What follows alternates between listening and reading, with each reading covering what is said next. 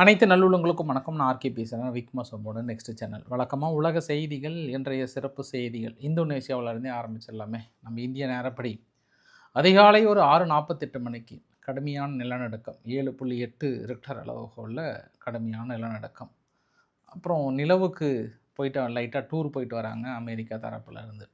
அது இல்லாமல் அங்கே ஈரானுக்கு கண்டனம், ஈரான் உக்ரைனுக்கு கண்டனம். இந்த மாதிரி மாறி மாறி பல கண்டனங்களும் தாண்டி அங்கே இருக்கக்கூடிய சம்பவங்கள் என்ன? ரஷ்யாவின் எண்ணெய் கிணறுகள் ஒரு 1400 கிலோமீட்டர் தள்ளி மறுபடியும் ஒரு போடு போட்டாங்க உக்ரைன் தரப்பில். இனி ரஷ்யா வந்து வேறு வழியே இல்லாமல் அமைதிக்கு வர வேண்டிய சூழ்நிலையான்ற மாதிரி பார்க்க வேண்டியது இருக்கிறது. அந்தளவுக்கு தேடி தேடி அவங்களோட எனர்ஜி இன்ஃப்ராஸ்ட்ரக்சர்ஸை மட்டும் அடிச்சுட்டே இருக்கிறாங்க இந்த சூழ்நிலையில் உக்ரைன் தரப்பில் இருந்து. நிறைய விஷயம் பேசலாம், ஷார்ட்டாக பேசலாம், சம்பவ இடத்துக்கு போயிட்டே இருக்கலாம். இந்தோனேசியாவுக்கு வாங்க மக்களே, உங்களை கூட்டிகிட்டு போய் அங்கே காட்டுறேன், நீங்களே பாருங்கள் இருக்கிற சூழ்நிலையோ அங்கே இருக்கக்கூடிய நிலைமையை நீங்கள் உணர்ந்துருவீங்க. ஸோ வீடியோக்குள்ளே போகிறதுக்கு முன்பு வாக்காளர் பெருமக்களே, நீங்கள் சப்ஸ்கிரைப் பண்ணலாம், சப்ஸ்கிரைப் பண்ணிட்டு வாங்க. மறக்காம பெல் பட்டன் கிளிக் பண்ணி ஆல் ஆப்ஷன்ஸ் பண்ணுங்க. வீடியோக்குள்ளே போகலாம்.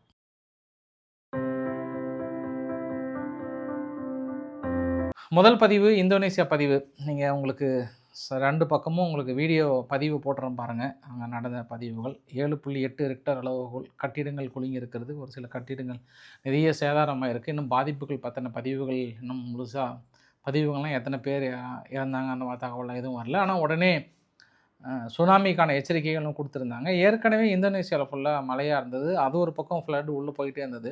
அது இல்லாமல் கடல் நீரே கொஞ்சம் உள்ளே வந்தது. நேற்று தாங்க இந்தோனேசியாவில் ஒரு கேஸ் ஸ்டேஷன் ஒன்று, ஏன்னா பக்சின்னு சொல்லிட்டு ஒரு பகுதியில் வெடித்து சிதறிச்சு. ஏற்கனவே பெரிய பற்றாக்குறை இருக்கிற அந்த சூழ்நிலையில் ஒரு கேஸ் ஸ்டேஷன் வெடித்ததில் பெரிய ஒரு பாதிப்பு. அதுவே பெரிய ஒரு மீள முடியாத ஒரு துயரம் அப்படின்ற மாதிரிலாம் சொன்னாங்க. அப்புறம் இந்தோனேசியாவில் பார்த்தோம்னா இன்றைக்கி அடித்த ஹிட்டு தான், ரிக்டர் அளவுகோலில் தான். தொடர்ந்து பாருங்கள், இந்த வருஷத்தில் நம்ம ஒரு கால்குலேட் பண்ணோம்னா எங்கே அதிகமான மழை வெள்ளத்தால் பாதிக்கப்பட்ட ஒரு நாடுன்னா இந்தோனேசியா. மிகப்பெரிய அளவுக்கு பாதிக்கப்பட்டிருக்கு. சும்மா மழை வந்துகிட்டே இருந்தது. நம்ம நிறைய தடவை அதை பற்றி கவர் பண்ணியிருக்கோம். இப்போ பாருங்கள், நிலநடுக்கத்தினால இப்போ அடுத்தடுத்த சுனாமி எச்சரிக்கை விட்டாங்க. சுனாமி இல்லை, ஆனால் இருந்தாலுமே அந்த ஃப்ளட்டு வந்து பெரிய அளவுக்குள்ளே வந்திருக்கிறத பார்க்க முடிந்தது. இது அங்கே இருக்கக்கூடிய பதிவு. அடுத்தது 50 வருஷத்துக்கு அப்புறம் அமெரிக்கா வந்து ஒரு 6 வீரர்களோட ஓரியன் விண்கலத்தோடு அனுப்புகிறாங்க. அது பேர் வந்து ஆர்டிமிஸ் 2.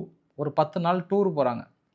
இந்த டூர் எப்படின்னா, ஃபஸ்ட்டு நிலவை இந்த வரைபடத்தை பார்க்குறீங்க இல்லையா, ஃபஸ்ட்டு இந்தியா நம்ம பூமியை ஃபுல்லாக சுற்றிட்டு அதுக்கப்புறம் பூமியினோட வட்டப்பாதையிலிருந்து கொஞ்சம் விலகி அப்படியே நேராக சென்று நிலவிலிருந்து அதிகபட்சம் ஒரு 2000 கிலோமீட்டர் வரைக்குமே பக்கம் போயிட்டு ஃபோட்டோலாம் எடுத்துகிட்டு மறுபடியும் ரிட்டர்ன் வராங்க. இதை பயங்கரமாக வந்து போட்டிருந்தாங்க. 10 நாளுக்குள்ளே இந்த பிளானை வந்து எக்ஸிக்யூட் பண்ணுறாங்க. இது 50 வருஷத்துக்கு அப்புறம் இதுதான் முதல் முறையாக இந்த சுற்றுப்பாதையை போய் பக்கம் போயிட்டு நாங்கள் பார்த்துட்டு வரதுன்றாங்க. எல்லாம் கரெக்டு தான் பாஸ். 50 வருஷத்துக்கு முன்னாடியே நிலவில் போய் காலடி வைத்த உங்களுக்கு இதுவரை இன்னும் ஏன் அதுக்கப்புறம் உங்களால் நிலவில் போய் காலடி வைக்க முடியலன்றது தான் கேள்வி. அந்த காலத்தில் பெரிய அளவுக்கு இந்த ஏஐ வீடியோ அந்த மாதிரி அந்த காலத்தில் ஏஐ வீடியோ போட்டு உலக மக்களை ஏமாற்றிட்டீங்களா அப்படின்னு இன்னொரு கேள்வி இந்த இடத்துல வருதா இல்லையா? நினச்சி பாருங்கள் பாஸ். 50 வருஷத்துக்கு முன்பு சாதாரணமாக போய் நிலவில் இறங்கின நீங்கள் அதுக்கப்புறம் இன்றைக்கி எந்த நாடுமே போய் காலடி வைக்கல, இன்க்ளூடிங் அமெரிக்காவே போய் வைக்கல. போய் நிலவில் போய் சுற்றிட்டு பக்கத்தில் ஃபோட்டோ எடுத்துகிட்டு வரதே நீங்கள் பயங்கரமாக போட்டிருக்கீங்களே. நானும் ஆரம்ப கட்டத்தில் ஓஹோ நிலவுக்கே போகிறாங்க போல் அப்படின்லாம் நினச்சா அதுக்கப்புறம் தான் தெரிஞ்சது பாஸ். ஒரு வாரத்துக்கு முன்னாடி தான் இல்லை இவங்க வந்து நிலவுக்கு போகலை, சுற்றி போய் ஃபோட்டோ எடுத்துகிட்டு தான் வராங்கன்னாங்க. இல்லை நான் ஒரு வாரத்துக்கு முன்னாடி கூட சொல்லியிருக்கலாம் அந்த செய்தியை. சரி, அவங்க அமெரிக்கா ப்ரைடாக வந்து பேசுகிறாங்க, இருந்தாலும் மனிதர்கள் அங்கே போய் பக்கத்தில் போய் ஃபோட்டோ எடுக்கிறாங்கன்னு. பட் நம்மளுக்கே அது ப்ரைடாக தெரிலன்னா பெரிய விஷயந்தான். ஆனால் அவங்க ஏற்கனவே 50 வருஷத்துக்கு முன்னாடி காலடி வச்சவங்களாச்சே, அதனால் எனக்கு இப்போ சும்மா பக்கத்தில் ஃபோட்டோ தானே எடுத்து வராங்க, ஒருவேளை காலடி வைத்திருந்தா கூட உங்ககிட்ட சொல்லலாமே அப்படின்னு தான் கொஞ்சம் அமைதியாக இருந்தது. அதோட உக்ரைன் என்ன பண்ணுறாங்க, அமெரிக்காவுக்கு தனது கடும் கண்டனத்தை தெரிவிக்கிறாங்க. முதல் முறையாக ஒரு நாட்டாமையை பார்த்து கண்டனம் தெரிவிக்கிறது உக்ரைன். அந்த அளவுக்கு நீங்கள் அப்போ தைரியம் ஆகிட்டீங்க. நாட்டாமை நாளைக்கு உங்களை வச்சு செய்ய போகிறாரு இல்லைங்க. அதை மிக முக்கியம். எதுக்கு இந்த கண்டனம் அப்படின்னா, ரஷ்யானுடைய 3 எண்ணெய் கப்பல்களுக்கு தடையை நீக்கிட்டாங்க. அது இல்லாமல் அடுத்தடுத்த உங்களுக்கு என்ன வேணுமோ கேளுப்பா, அண்ணங்கிட்ட செஞ்சு கொடுக்குறேன்னு சொன்னாங்கல்ல. அதனால் உக்ரைன் வந்து தனது கண்டனங்களையும் இந்த டிசிஷனை வந்து உடனடியாக பின்வாங்கணுன்றாங்க. அவங்க எதுக்கு வாங்குவாங்க? அவங்க தான் சொல்லிட்டாங்களே, இன்னைக்கு காலையில் வரிக்குதிரை வரிசாமி அவர்கள் பேசிட்டாரே இன்னைக்கு காலையில். அவ்வளோதான். இனி உக்ரைனுக்கெல்லாம் ஒரு சிங்கிள் பைசா பாக்கெட்லேருந்து கூட 10 பைசா கொடுக்க மாட்டோம். ஆயுதங்கள் கிடையாது, ஒன்றும் கிடையாது. நேட்டோ நாடுகளே ஒரு டம்மி பீஸு அப்படின்ட்டாரு. ஆனால் இவர் டம்மி பீஸுன்னு சொல்கிறாரா இல்லையா? அன்றைக்கி கூட பாருங்கள், நேட்டோ நாடுகளின் தலைவர் இந்த விக்ஸாப் இந்த டீம்லாம் போயிட்டு நேற்று கூட உக்ரைனில் பேசியிருக்காங்க. எங்களுக்கு செக்யூரிட்டி கேரண்டி வேணும், மீதியெல்லாம் வேணும். எப்போ கொடுக்க போகிறீங்க, எப்போ இந்த போர் நிறுத்தத்தை பேச போகிறீங்கன்னு சொல்லிட்டு க்ளோஸ்டு டோரில் குசு குசுன்னு பேசினது. அப்போ பாருங்கள், ரஷ்யா என்ன பண்ணிட்டாங்க, ஒரு 339 ட்ரோனுக்கு மேலே சரக்குன்னு அனுப்பியிருக்காங்க உக்ரைன் மீது. அது ஒரு சில இடத்துல தாக்கம் நிகழ்த்தப்பட்டிருக்கு. பட் பெரும்பாலும் சுட்டு வீழ்த்திட்டு சொன்னாலும், நேட்டோனுடைய தலைவர்களை கூட்டு வந்து பார்த்தீங்களா, இந்த அநியாயத்தையும் அக்கிரமத்தையும் பார்த்தீங்களா, நாம் எப்பாடுபட்டாத அமைதி வரணும்னு நினைக்கிறோம். ஆனால் அந்த ரஷ்யா என்ன பண்ணுறாங்கன்னு பார்த்தியா, தாக்கல் நடத்திட்டு இருக்காங்களே, இவர்களாம் அமைதியை விரும்புகிறவர்கள் சொல்லுங்கள், இவர்களாம் அமைதியை விரும்புகிறவர்கள் அப்படின்னாங்க. எனக்கு ஆனால் எப்போல்லாம் அந்த நேட்டோ நாடுகள் பற்றி பேச்சு எடுக்கிறாங்களோ பாஸ், அப்போல்லாம் எனக்கு ஜெலன்ஸ்கி ஞாபகம் வந்துடுது பாஸ். அந்த இந்த நேட்டோ நாடில் இணையிறதுக்கு தானே இவர் இவ்வளோ கஷ்டப்பட்டார். இப்பாடுபட்டால் இணைஞ்சிடணும்னு சொல்லிட்டு தானே இவ்வளோ நீங்கள் பெரிய வேலைகள்லாம் பண்ணீங்க. இந்த சீவாத தலைவர் ஒருத்தர் இருக்கிறார், போரிஸ் ஜான்சன். இவரெல்லாம் அப்போ என்னென்ன பேசினார். ஆனால் இப்போ இதே போரிஸ் ஜான்சன் இருந்திருந்தாருன்னா, அதாவது யூகேவுக்குள்ளார போரிஸ் ஜான்சன் இருந்திருந்தாருன்னா இந்நேரம் இந்த யுத்தத்தில் கலந்துன்னுப்பார். அதாவது ட்ரம்ப்புக்கு பெரிய அளவுக்கு உதவி செய்திருப்பார். அது அந்த இடத்துல மிஸ் அவங்க. இவர் லேபர் பார்ட்டி வந்ததுனால இவங்க அவ்வளோ இல்லை. ஏன்னா அப்போ தானே ரிஷி சுனாக்குடைய ஆட்சி வந்து வீழ்த்தப்பட்டு லேபர் பார்ட்டி பெரிய அளவுக்கு வந்தாங்க இல்லையா, அது தனி பெரும்பான்மையோடு வந்திருக்காங்க இல்லையா, அதனால் இவங்க நார்மலாக கொஞ்சம் அப்படி தான் இருப்பாங்க அவங்க. அது ஒன்று. இன்னொரு விஷயம் என்னென்னா, இப்போ நேட்டோ நாடுகள் இப்போ அமைதி ஏற்படுத்த போகிறாங்களா என்னன்னு தெரியல. ஜெலன்ஸ்கி அவர்கள் மற்றொரு வார்த்தையும் சொல்லிட்டாங்க, இனி பேச்சுவார்த்தை வந்து டான்பாஸ் பகுதியை வந்து நான் வெளியேற மாட்டேன், அது இல்லாமல் ஒரு சிங்கிள் லேண்டு ஒரு ஜானு கூட விட்டு கொடுக்காமல் எனக்கு பேச்சுவார்த்தை முடிக்கின்ட்டாங்க. இனி முடிக்க மாட்டாங்க பாஸ். அங்கே ஈரானுடைய போர்னால் ரஷ்யாவுக்கு கொஞ்சம் பாசிட்டிவாக இருக்குது. ஆனால் அந்த பாசிட்டிவ் பார்த்தா கொஞ்சம் சோதனை காலமால இருக்குது. 1400 கிலோமீட்டர் தள்ளி அங்கே இருக்கக்கூடிய குடும்பங்களுக்கு தேவையான ப்ரொடக்ஷன் யூனிட், அதாவது கேஸ் கனெக்ஷன் அடிச்சிட்டாங்க.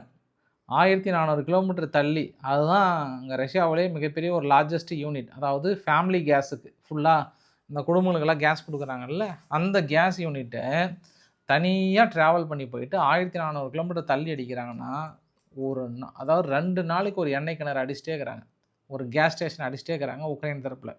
உங்களால் தடுக்க முடியல, உங்கள் வீக்னஸை கண்டுபிடிச்சிட்டாங்க. இன்னும் நீங்கள் தடுக்காமல் விட்டிங்கன்னா ரொம்ப கஷ்டம்தான். ஏன்னா இப்போ ப்ரொடக்ஷன் யூனிட் இருக்கு இல்லையா, நார்மலாக ஓபக் அப்படின்னு சொல்லுவாங்க. ஓபக்னுடைய ப்ரொடக்ஷன் யூனிட்டே வந்து ஃபுல்லாக குறைஞ்சிருச்சு. ஒரு மாதத்துக்கு 21.57 மில்லியன் பேரல் அளவுக்கு உருவாக்கியிருந்தாங்க. ஆனால் இப்போ ஒரு மார்ச் மாதம் மட்டும் 7.3 மில்லியன் பேரல் அளவுக்கு தான் வந்திருக்கு. அதுக்கு மேலே உற்பத்தி பண்ண முடியல. அதனால் நல்ல ஒரு கருப்பு தங்கமாக இருக்குது. இப்போ அதை பயன்படுத்தாமல் உக்ரைன்கிட்ட பெரிய இழப்புகளை சந்திச்சிருக்கிறாங்க. இது உலகளாவிய அளவில் இன்னும் பெரிய அளவுக்கான தாக்கத்தை உருவாக்கும்ன்ற மாதிரி சொல்லப்படுகிறது. அது இல்லாமல் ட்ரம்ப் அவர்கள் வந்து இறுதியாக அன்றைக்கி காலையில் நான் ரவிக்குமார் சோமு சேனலில் சொன்னேன் இல்லையா, கண்டிப்பாக இனி அவர்களுக்கான ஆயுதங்கள் எதுவுமே கொடுக்க மாட்டாங்கன்னு சொல்கிறாங்க இல்லையா. அதனால் என்ன நடக்க போகுதுன்னு பொறுத்திருந்து பார்க்கலாம். ரஷ்யானுடைய ஆயில் நிறுவனமான ரோஸ்நெட் இன்னும் ஒரு சில நிறுவனங்கள்லாம் இப்போ ஆக்சுவலாக கெயின் அடைய வேண்டியதான், ஆனால் பெரிய லாஸில் போயிட்டுருக்குன்ற மாதிரி வந்து சொல்லியிருக்காங்க. அடுத்து மிக முக்கியமான விஷயம் வந்து இன்டர்நேஷ்னல் கிரிமினல் கோர்ட் இருக்கு இல்லையா, இன்டர்நேஷ்னல் கிரிமினல் கோர்ட்டில் ஒரு கேஸ் ஒன்று ஃபைல் பண்ணுறாங்க. தாக்குதல்கள் அங்கே இருக்கக்கூடிய மக்கள் மீது ஈவிருக்கு இல்லாமல் இது மாதிரி கொன்று குவிச்சிட்ருக்க ரஷ்யா மீது இன்டர்நேஷ்னல் கிரிமினல் கோர்ட்டில் வழக்கு பதிகிறாங்க. இந்த வழக்குக்கு உறுதுணையாக யூகே, ஜெர்மனி, மால்டோவா இவங்கெல்லாம் பெரிய அளவுக்கு க்ரைம் கேஸை வந்து ஃபைல் பண்ணியிருக்காங்க. மேபி தீர்ப்பு வந்ததுன்னா என்ன ஆக போகுது தெரில. மேபி புடின் அவர்களை மறுபடியும் கைது பண்ண ஓடி வராங்களான்னு தெரியல இன்டர்நேஷ்னல் கிரிமினல் கோர்ட்டில். ஏற்கனவே இந்த இன்டர்நேஷ்னல் கிரிமினல் கோர்ட்டு நெதன்யாகு அவர்களை கைது பண்ணிட்டாங்க. ஏற்கனவே கொடுத்த தீர்ப்பில் வந்து புடின் அவர்களை கைது பண்ணிட்டாங்க. இப்போ மறுபடியும் ஒரு கேஸ் வந்து புதுசாக எடுத்திருக்காங்க. என்ன நடக்க போதே தெரில. அதனால் கொஞ்சம் ரஷ்யா பதற்றத்தில் இருக்குது அப்படின்னு சொல்லி வைப்போம். ஏன்னா அப்போ அது மாதிரி தானே செய்திகள் போடுவாங்க. அதனால் சொல்லி வைப்போம். அவங்க என்னன்னு கூட கண்டுக்க மாட்டாங்க. இதுக்கப்புறம் இன்டர்நேஷ்னல் கிரிமினல் கோர்ட்டு, ஐநா இதெல்லாம் வந்து வேஸ்ட்டு பாஸ். வாங்க பாஸ், எங்கள் ஊர் நாட்டாமைக்கு எவ்வளோ பவர்னு நான் காட்டுறேன் வாங்க பாஸ். அப்படி ஒரு பவர் பாஸ். 2 குடும்ப பிரச்சனையை சர்வசாதாரணமாக தீர்க்க வைக்கிறாங்க. நீங்கள் கோர்ட்டுக்கு போனால் கூட 6 வருஷம் 7 வருஷம் ஆகுது. வாங்க, கோர்ட்டு முடிக்காத ஒரு வேலையை ஒரு நில கேஸு போனால் 10 வருஷம் 20 வருஷம் ஆகுது. எங்கள் நாட்டாமை முடிக்கிறார், ஒரே நாளில் முடிக்கிறார், 2 நாளில் முடிக்கிறாரு. அதை விட்டுட்டு நீங்கள் ஐநாலாம் இதுக்கப்புறம் எதுக்கு பாஸ்? பேசாமல் எங்கள் ஊர் நாட்டாமையை கொண்டு போய்ட்டு அங்கே விட்டுறலான்னு இருக்கிறேன். நல்ல தீர்ப்பு கொடுப்பாருன்னு நினைக்கிறேன் நான். இப்போ ஈரான் விவகாரத்துக்கு வரலாமே. ஏன்னா ஈரான் வந்து உக்ரைனை பார்த்து கடுமையான கண்டனம் தெரிவிக்கிறாங்க. இது வந்து எங்களுக்கும் இஸ்ரேலுக்கும் அமெரிக்காவும் நடக்கிற யுத்தம். தேவையில்லாமல் உள்ள நுழைஞ்சிடாத, பெரிய பாதிப்புகள் வரும், உங்கள் வேலையை மட்டும் பாருங்கள் அப்படின்னு சொல்லிட்டு தனது கண்டனத்தை தெரிவிக்க. யாருக்குள்ளே கண்டனம் தெரிவிக்கிறது? அப்படி பார்த்தா நீங்கள் கூட தான் ஃபஸ்ட்டு ரஷ்யா எங்கள் மீது தாக்கல் நடந்தமோ 60,000 ட்ரோனு கொடுத்தீங்க. 60,000 ட்ரோனு கொடுத்து நாங்கள் அவ்வளோ இழப்புகளை சந்தித்தோம். அப்போ கூட நாங்கள் உங்கள் மீது போர் தொடுத்தோமா, இல்லை உங்கள் மீது கண்டனம் தெரிவித்தோமா? நாங்கள் வந்து ஒரு குற்றச்சாட்டு தான் பதிவு செஞ்சோம். அப்படி இன்றைக்கி நீங்கள் சொல்கிற மாதிரி இன்றைக்கி நாங்கள் தவறு செய்கிறோம், இன்றைக்கி நீ எங்கள் மீது கண்டனம் தெரிவிச்சுன்னா நாங்களாம் அன்றைக்கே கண்டனம் தெரிவிச்சிட்டோம். எப்படி? அன்னைக்கு நீங்கள் எப்படி ரஷ்யாவுடன் இணைந்து போரை புரிந்து எங்களுக்கு எதிராக நின்றீர்களோ, அதற்கு தண்டனையாக இன்று நாங்கள் அரபு நாடுகள் பக்கம் நிற்போம், அரபு நாடுகளை காத்தே தீருவோம் அப்படின்னு ஜெலன்ஸ்கி தரப்புலையும் உக்ரைன் தரப்புலையும் வந்து சொல்லியிருக்காங்க. நேற்று கிரீமியா பகுதியில் ரஷ்யானுடைய ஒரு மிலிட்ரி டிரான்ஸ்போர்ட்னுடைய பிளான் வந்து திடீர்னு விழுந்து வெடிச்சிருக்கு. மேபி தாக்குதலால் வெடிச்சிருக்கா, இல்லை வேறு ஏதாவது செயல்படாமல் வெடிச்சிருச்சான்னு தெரியல. இன்னும் முழுமையான விளக்கங்கள் வரும். நேற்று இரவு நடந்த பதிவில் கிட்டத்தட்ட அதில் பயணம் செஞ்ச 29 பேர் பக்கம் இறந்து போனதாக வந்து சொல்லியிருக்காங்க. ஃபைனலாக இந்த வீடியோவோட நிறைவு பகுதியில் இந்த ஈரான், அமெரிக்கா, இஸ்ரேலுடைய யுத்தத்தினால எங்கள் அத்தியாவசிய தேவையான காண்டம் வந்து கிடைக்கலன்னு நேற்று வந்து நியூஸில் பலமாக வந்துட்டுருக்கு பாஸ். அது குறிப்பாக NDTV வேறு மாங்குன்னு போட்டுட்ருக்காங்க. காண்டம் வந்து கிடைக்கலையாம். இந்த சமயத்தில் யாராவது ஸ்டாக் வாங்கி வச்சு விற்கிறவங்க கூட பெரிய பணக்காரராகிறாங்களாம். சுத்தமாக எங்கேயுமே கிடைக்கலன்றாங்க, எந்த கடையிலையுமே இல்லையாம். பயங்கர தட்டுப்பாடாக இருக்கான். ஒருவேளை மறுபடியும் உலக மக்கள் தொகை பெருகிவிடுமா அப்படின்ற இன்னொரு கோணலில் பார்க்குறாங்க. அதாவது இந்த ரஷ்யா, அமெரிக்கா, இஸ்ரேல் யுத்தத்தினால மறுபடியும் மக்கள் தொகை பெருக்குவதற்கு வாய்ப்பு இருக்குது அப்படின்றாங்க. ஏன்னா எங்கேயுமே உலகளாவிய அளவில் இந்த காண்டத்துக்கான மூலப்பொருள் கிடைக்காதனால பெரிய தாக்கம் ஏற்படுகிறது. நீ மக்கள் தொகையும் பெருகுன்றாங்க. இந்த நியூஸை கேட்டால் ஜப்பான் எவ்வளோ சந்தோஷப்படுவாங்க சொல்லுங்கள். ஜப்பானோ இல்லை தென்கொரியாவோ இல்லை ஐரோப்பா நாடுகளோ எவ்வளோ சந்தோஷப்படுவாங்க. அடடா இது மாதிரி அற்புதமான செய்தி இவ்வளோ லேட்டாக நம்மளுக்கு வருது அப்படின்னாங்க. ஏற்கனவே சீனா வந்து காண்டமுக்கான விலையை ஏற்றிட்டாங்க ஃபுல்லாக. ஏன்னா மக்கள் சந்தோஷமாக இருக்கணும், குழந்தையை பெற்றுக்கணும், நம்ம மக்கள் தொகையை உருவாக்கணுன்ற அடிப்படையில். அதுவும் ஜப்பான்லாம் வந்து கிட்டத்தட்ட கிரிமினல் விலைக்கே பதிவு பண்ணலாமான்ற ரேஞ்சுக்கெல்லாம் யோசனை பண்ணிகிட்டு இருக்காங்க காண்டம் வாங்கினா. ஆனால் பாருங்கள், இப்போ இந்த யுத்தத்தினால அது பெரிய அளவுக்கு ஷார்ட்டேஜ்ன்ற இதை தெரிஞ்சிருந்தால் எதையும் ஸ்டாக்கை வாங்கி விற்றுருக்கலாம், ஒரு லாபத்தை அடைஞ்சிருக்கலாம். மிஸ் பண்ணிட்டோம் பாஸ், மிஸ் பண்ணிட்டோம் நம்ம. சரி, இன்றைக்கு ஓரளவுக்கான செய்தி கவர் பண்ண நினைக்கிறேன். பிடிச்சிருந்தா லைக் பண்ணுங்கள், ஃப்ரெண்ட்ஸ்க்கு ஷேர் பண்ணுங்கள், சப்ஸ்கிரைப் பண்ணுங்கள் ரவிக்குமார் சேனல். நன்றி, வணக்கம்.